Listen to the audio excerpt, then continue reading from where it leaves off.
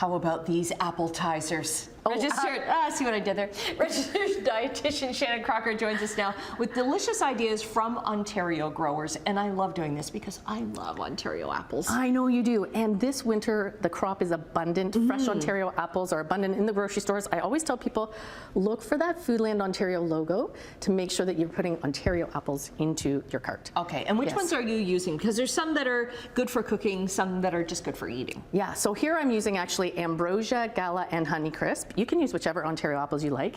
In the pizza that I'm going to be making, we've used Ambrosia because they hold up really nicely in actually hold their shape, but get a little bit soft, but not too soft. Okay, so let's start off with the pizza then. Yeah, okay. So I've paired up with Ontario apples to share these today, and you can get the recipe for this pizza at onapples.com. And basically what I've done here is I've sauteed the onions, I've caramelized them a little bit, added in the apples just for about 5 minutes. Then I'm just going to pour in a little bit of apple cider vinegar. Okay. Now this is just going to brighten up the flavors. Little salt and pepper. I'm going to put that in there as well. And then we're just going to mix it up. Now I love using apples and appetizers because, you know, in the holiday season there's lots of indulgence things. So this adds just a really nice sort of nutritious balance. You know, you're going to get fiber, vitamin C, antioxidants, all sorts of good nutrients from those apples.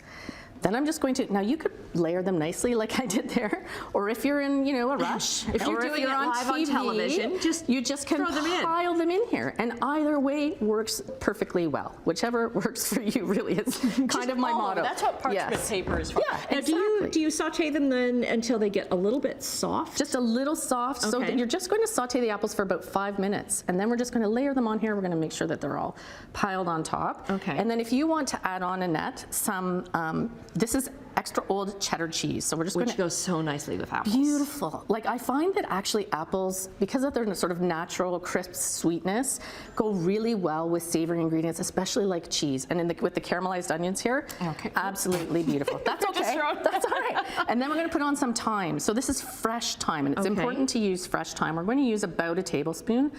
It just brings the flavors. Is that what this whole thing is? Yeah, sure, you can put the whole thing on. It's just going to bring all the flavors together beautifully. And everybody who walked in the station was talking about how beautiful it smelled. It absolutely is lovely. Now you can serve this hot right out of the oven, or you can serve it at room temperature as well. And you have a great tip because you've got this charcuterie board here. And I'm like, okay, that's great, but are you going to have to be chopping apples as your guests come in? But you have a great tip for them not yellowing. Yeah, so what I've done actually is you take water and kosher salt. So 1 cup of water to half a teaspoon of kosher salt. You let that dissolve, and then you chop your apples, put them in, soak them for about 5 minutes, drain them, rinse them off, and then they're beautiful. Like I cut these apples yesterday and they're not browning. And they're not brown. And they stay crisp and delicious, and it works like a charm. And then you don't, like, I know a lot of people use lemon juice for that, but then sometimes you still get, I still taste lemon juice. You can still taste the lemon. So you can do that. I mean, that tastes good too, but this way you don't taste the lemon or the salt. So here we've got just a few different kinds of apples. So we've got Ambrosia, we've got Gala, we've got Honeycrisp. They all work beautifully with cheese. In fact, cheese and apples is one of my all-time favorite snacks. It is my snack every single day. Yeah, perfect. It goes together so well. So we've got brie, we've got blue cheese. This is a plant-based peppercorn cheese in case you've got some guests who are plant-based. And you can just do fun little things too. Like I've cubed some Honeycrisp apples here. They've got a great sweet crisp flavor here. And then I put on some Gruyere and just a little piece of mint in between. Just put it on a little holiday pick there so it looks nice and pretty. Okay. And then you have honey to dip it. You can dip it in honey, or you could drizzle honey over top if you like. Absolutely. Then you can also, instead of crackers, you can put out radicchio, and then you could layer your apples into the radicchio, and you can put on whatever kind of cheese you like. Oh, I love that. And you've got the little plates there so that you can do all your set own. up. Okay. And then roasted chickpeas here, and carrots. And some nuts. Yeah, absolutely. It all goes really well together. Like the cheese and the apple works well with the red pepper jelly, or it works well with the honey, or it just works well on its own. You don't even need a cracker. We will get that the link up for the recipes then from Ontario apples up at our website, chch.com/morninglive.